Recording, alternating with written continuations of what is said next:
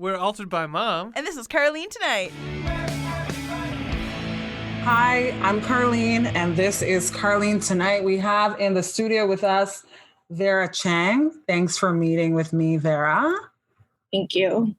Vera, so you are a social worker and a psychotherapist, is that correct? Yes. So for those that don't know what a psychotherapist does, can you explain what you do for your clients? So basically, I offered counseling support for individuals who struggle with mental health. And I also help them to connect the dots in their life and link them through their behavior and helping them to unlearn their behaviors. Unlearn their behaviors, meaning like what kind of behaviors? Like, can you give me an example? Sure. Yeah, for sure. So for example, I have a lot of clients that comes in to see me who are dealing with low self-esteem or they will tell me like they're really hard on themselves because of previous childhood events that have happened. And during the sessions, I would notice that they would say harsh things to themselves without being aware.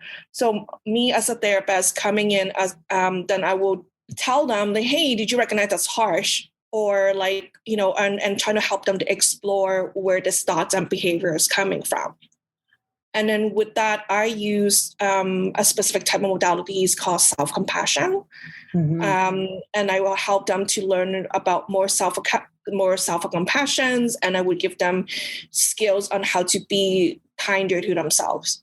Tonight we're talking about mental health. I think in this pandemic, mental health, the statistics show that a lot of people are suffering with mental health a lot more than before. Obviously, mental health has always been an issue. So I see that you work with clients who have anxiety, depression, trauma, the list goes on. So how do you help in these areas? I think one thing that I've noticed a lot of people, coming in with these type of symptoms or events that they're coming in to see me, it's, I see them as how it really affects their personal and professional life and relationships. And I'm also trained in different modalities, that is cognitive behavioral therapy, dialectical behavioral therapy, trauma-informed practice, mindfulness, self-compassionate and attachment-based interventions. So during the sessions, the first 1 to 2 sessions, I'll do an intake assessment just to get an understanding where they're coming from and their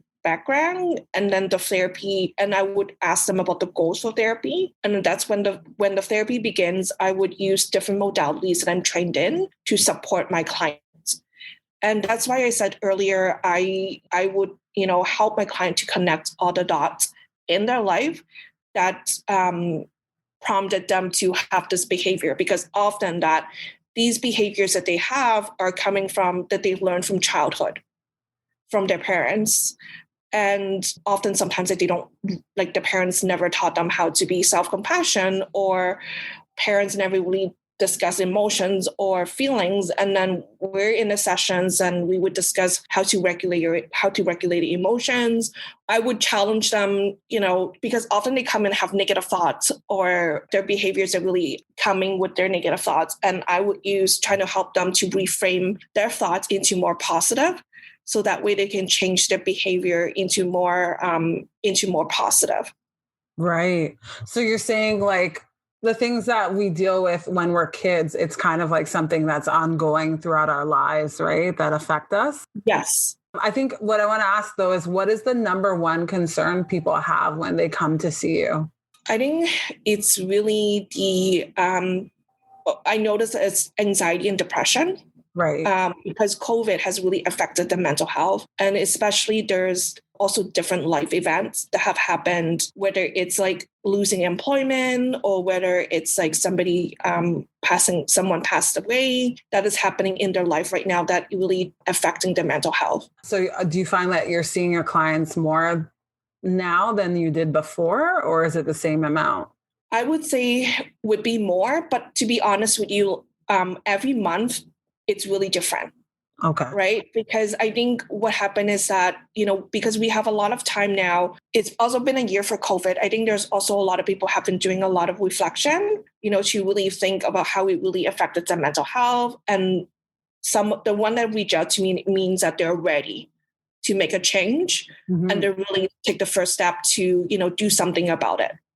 So do you think that like because we have more time, it's actually forced us to work on things? Like for me, I'm going to say that I've obviously because of the change, like you said, whatever was an issue before, it is actually forced me to work more on my mental health because, like you said, so many things in life has changed, and like it's kind of put us in that because we're spending more time reflecting at home, like you said, right? And so there's like, if it was there before, it's even more prevalent now, right? For sure. Yeah. So if clients do want to see you, do you offer like a free consultation the first time, or how does it work? So I offer a 15-minute complimentary consultation to see whether we'll be a good fit. And during the consultation, I will find out what his or her main issue for them to seek out therapy, and then, for them to get to know me and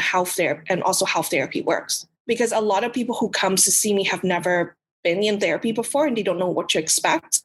So in this 15-minute consultation, like I said, just generally let them know how therapy works. And then, I also give them, let them get back to me whether they want to move forward with me or not.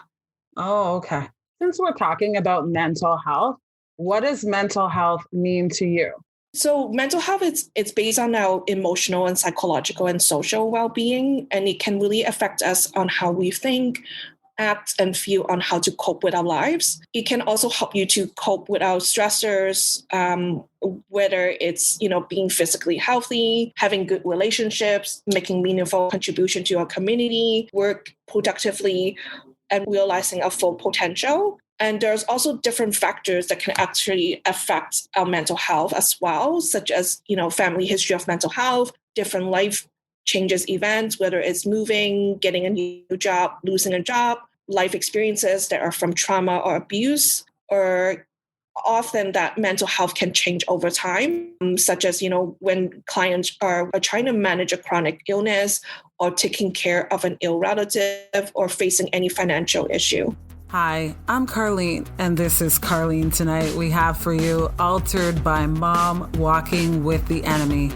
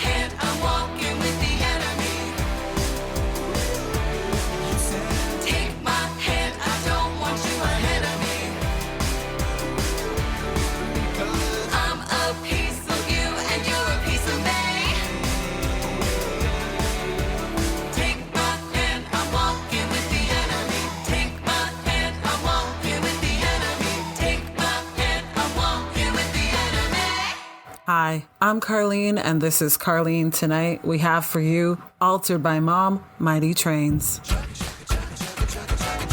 1, 2, 3, mighty trains. 4, 5, 6, mighty trains. 7, 8, 9, mighty trains. Mighty, mighty trains. Chugga, chugga, choo, choo, where are you? Whistle, toot, toot, what can we do? Work together, clickety clack, the delivery will stay on track. 1, 2, 3, mighty trains. 4, 5, 6, mighty trains. 7, 8, 9, mighty trains. Mighty, mighty trains. You're listening to Carlene Tonight, and that was Altered by Mom, Mighty Trains. I'm Carlene. I'm here with Vera Cheng, and she is a social worker and a psychotherapist. And we're talking about mental health because I feel like mental health is more important now than ever because we're spending so much time inside, doing a lot of things more inside than we used to before because we're limited on what we can do outdoors. But you brought up the whole thing. A lot of people come to you when they lose their jobs. So I guess I want to talk to you about that. Like, Sure. How do people feel? Like, what do you think is a solution? Like, it's hard, right? When you get laid off, especially now. Oh, definitely. For sure. It's tough because they think that it's something wrong with them, right? They would blame themselves that they lost a job. Often they feel the guilt, and then would have to explore with the guilt or where they're coming from. And also sometimes that I would also try to understand what, are they actively looking for new job? Or also I would look at also other symptoms of depression, because sometimes because losing a job is a big life change, and often it can affect their motivation and sleep, appetite, concentration, and they don't, or sometimes that they would worry about the future, whether they'll get the job or not. And one thing I always ask them, are you qualified for EI or you're qualified for the SERP, the benefits from the government? I know it's not a lot, but I also, provide supportive counseling. Hey, this is only temporary. And I know it's definitely a tough time. And I let them know, like, you're not the only one that's experiencing this right now. Mm-hmm. Yeah, a lot of people are laid off. And, I've been there myself, just being laid off because the industry that you're working in is not essential. That's pretty much what the bottom line is, right? So I guess for anyone right now, I guess not everyone can afford therapy, right? So what do you suggest, like, as far as like, someone, since we're talking about being unemployed, like, dealing with those stressors, what suggestions do you have for someone who is dealing with that right now? So there are resources in Ontario, because with being virtual now, everything is virtual. So we can, as a therapist, we can see clients within Ontario. So I know that there's a few organizations that offers low cost or free counseling resources. So the first couple of agencies that offer low cost are, one of them is called the Affordable Therapy Network. So the website is affordabletherapynetwork.com. And then the other website, it's called hardfeelings.org. So it's hardfeelings.org. And the free resources that I found, it's that there's this agency, it's called the What's Up Walk-in Counseling Services. So they're free mental health virtual counseling for 0 to 29 years old, from children, youth, young adults, and their families. And their phone number is 1-866-585-6486. And Family Services Toronto offer sliding scale counseling. So it's based on your income. And for you to get an appointment with them, their number is 416-595-9618. Oh, okay, great. Can you say those numbers again? Like, I mean, yeah, Sure. great. Oh my gosh, I didn't expect you to give me a whole list there, but this is so great for those who are listening, even myself. You know what I mean? I'm learning from you, which is great. Oh, for sure. Mm-hmm. So the WhatsApp walk-in clinic counseling services, it's for 0 to 29 years old and their family members. So their phone number is 1-866-585-6486. Yeah.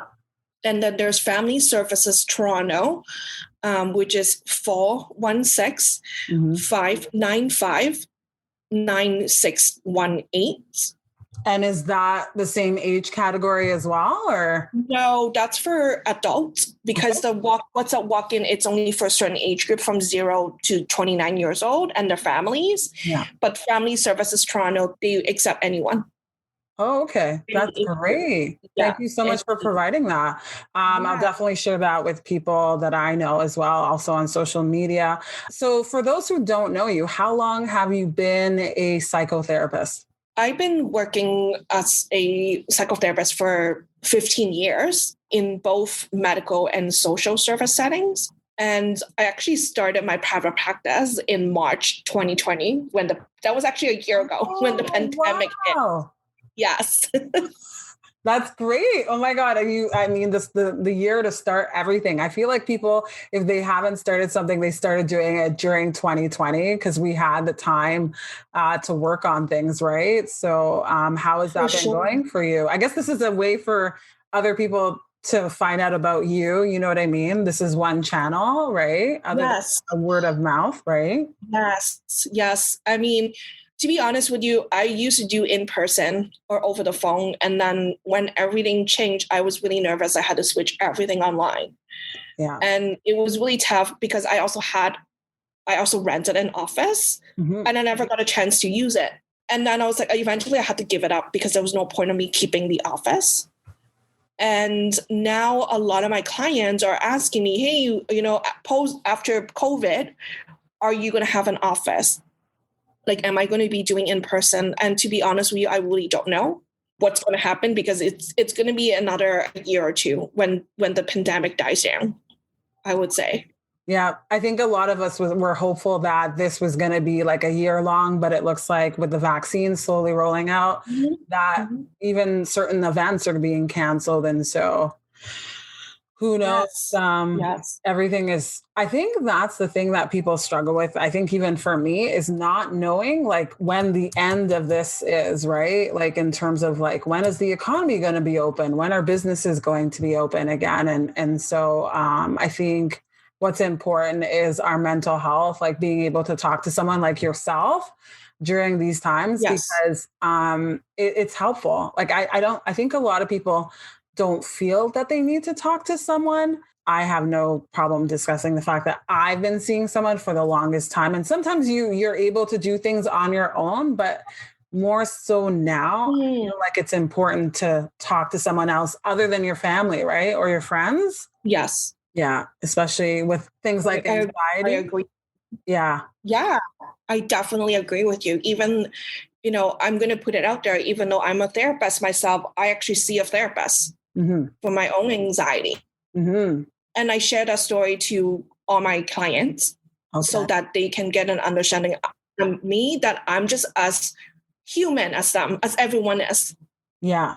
Well, I appreciate you sharing that. I think, I think a lot of people don't really discuss that because I think we're all so like, I think the one thing, everyone's so used to talking about mental health. Like when Bell Let's Talk, they discuss mental health and they're putting money towards mental health, but that we need to open up the discussion even more so that people are not scared to get help when they need it. Right. So. Oh, for sure.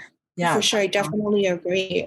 Just because there's still a lot of stigma, despite there's the Bell Let's Talk Mental Health Day, there is still so much stigma within different cultures. Yeah. And like you said, talking about it, like it's, I think even when you talk about it with your family member, like, I think number one, you said anxiety. I think a lot of people deal with anxiety and there's different ways to deal with anxiety. You can take medication for it.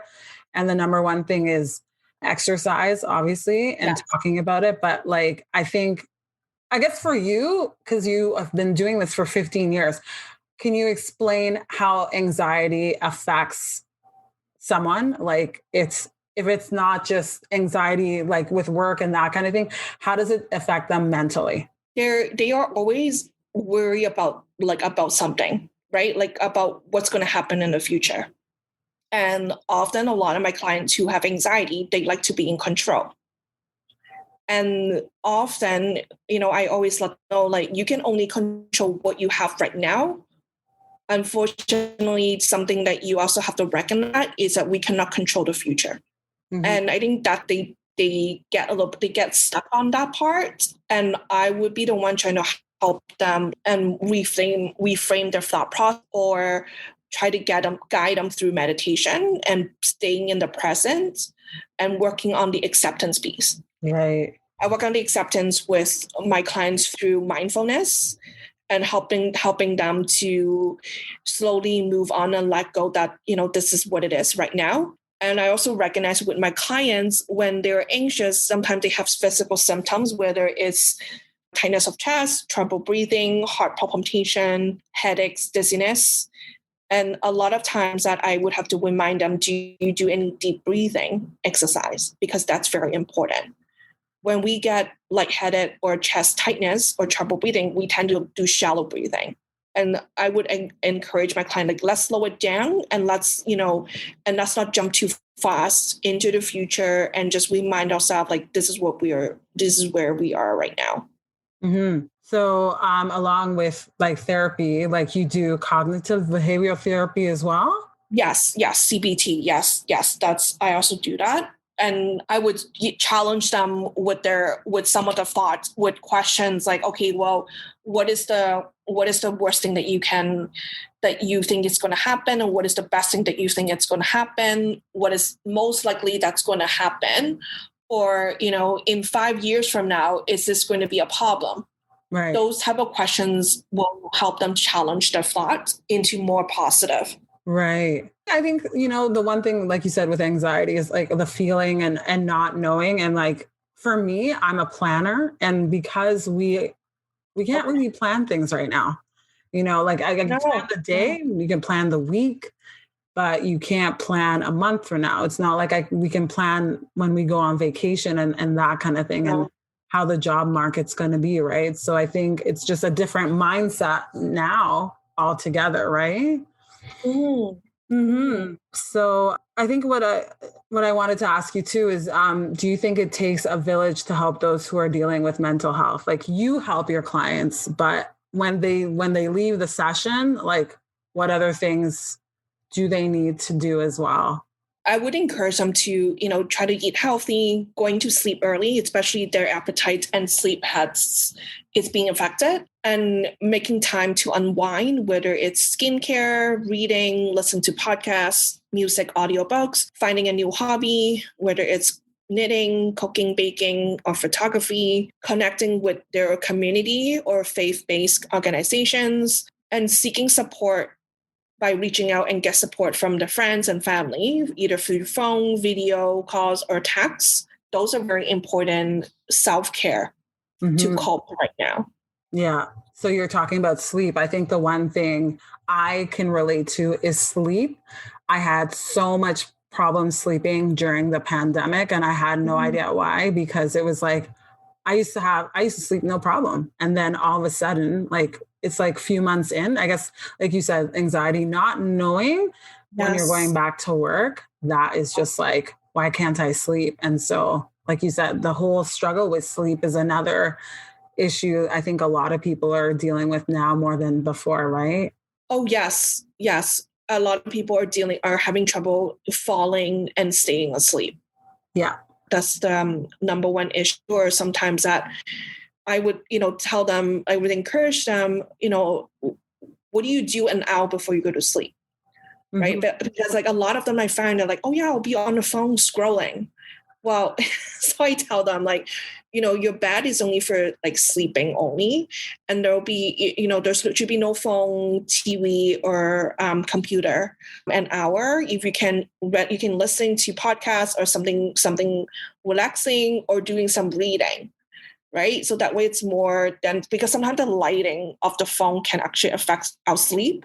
So I always recommend please do not scroll your phone an hour before you go to sleep. Yeah, I think routine is more important now than before. I mean, it's always been important. And for me, I'm really bad with routine, but like the nighttime routine is so important, right? Like just shutting off the devices, because we're spending more time on our electronics. Like I'm spending Yes. more time Yes. on social media and like having to force yourself to get off the device, right? Mhm. So lockdown has been extended for another 4 weeks. What advice do you have for those who are home? Like, those of us who, if we're not working right now or looking for work, what Of course. yeah, Wanting to recognize that, right now, this is a new normal. And one thing to acknowledge is to be kind to yourself. Don't be hard on yourself if you forget to do something nice or if you're not feeling better right away. And sometimes that like taking breaks from watching, reading, or listening to these news stories, that's including those on the social media. Also taking care of your body, whether it's working out, yoga, meditation, go for a walk. Choose an activity that really works for you and you would like to continue, and start slowly and gradually work towards a regular practice. I think those are very important. yeah, routine is so important now. And like even me, I struggle with routine. Like you said, going to bed the same time every night, having a nighttime regimen. I Yeah. realized like everything affects you, like, your mental health, having a routine across the board, like a nighttime routine, a morning routine, like those Yes. are the things that help with your mental health across the board. There's no denying it. And even for me, like I'm learning more about myself than I didn't know before. Like, anxiety is there and it's not going away, but we can figure out ways to help our anxiety. And I appreciate Yes. you sharing your experience as a psychotherapist, and a social worker, because I think it's important to not be fearful of talking about mental health. That's why I'm doing this segment, because I think it's important that we talk about it and not hide behind closed doors, because this is something that's going to affect us. Like this pandemic is going to affect us in the future. Like it's not something that I think we're going to be thinking about this like a year from now, like you said, right? Mm-hmm. Yeah. Mm-hmm. So I really appreciate you coming on the show. So if people want to speak to you and see about having that 15-minute consultation, what's your website? So my website, it's Talk Therapy with Vera. Mhm. So it's TalkTherapy with WITH Vera Vera.com. Perfect. So Vera, thank you so much for being on the show and talking about mental health. I think I have one more question for you. If there's one thing that you can change in your daily regimen, what do you suggest that people do going forward? Like just trying your best to deal with everything. I would say to really do self-care, because I think a lot of people really forget about doing some relaxation activity, right? Like whether it's working out, meditation, and yoga, because I also find that a lot of people actually are working from home, the client that I'm seeing. And often some of them, they're really busy with work. They don't really exercise or they don't do any meditation. And it's really affecting their physical and mental health.